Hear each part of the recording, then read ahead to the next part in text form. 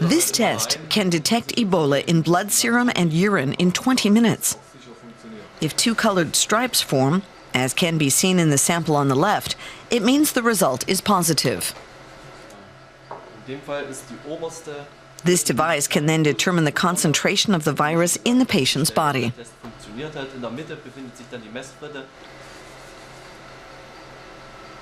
A specially developed molecule makes this possible. It binds to a protein on the Ebola virus, triggering a color reaction. The binding molecule must be able to detect this virus and no other. So you have to have a very selective binding molecule, and then it must also bind very strongly so that you can detect even very tiny amounts of this protein. So it has to be extremely sensitive. The binding molecule attaches itself to a protein found frequently on the pathogen. A typical virus carries about 3,000 of them. This increases the chances of detecting it.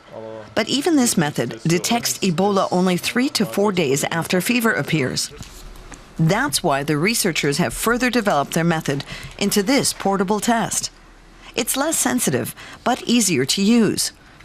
With it, Ebola can be detected in 10 minutes from just a few drops of blood or a throat swab. No lab equipment is necessary to run the test, so it can be carried out anywhere. If two stripes appear, the patient has the disease. The researchers are now working on an improved test that will combine the advantages of both methods. In it, the detection reagents are in separate chambers. Here you can see another test strip. You add a sample and then you simply press these chambers one after the other. That induces the same kind of color reaction you get in the lab with the same detection threshold. This autumn, the researchers were able to use the portable test in the field in Guinea.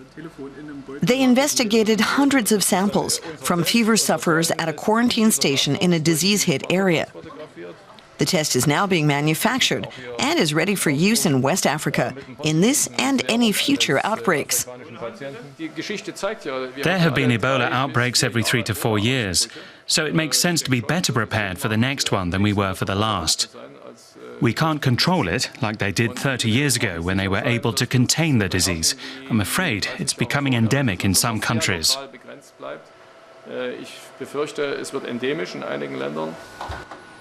Rapid diagnosis is key when it comes to containing the deadly disease. Ebola patients and victims must quickly be isolated to avoid spreading the virus. The quick test makes it possible to do just that, no matter where the outbreak.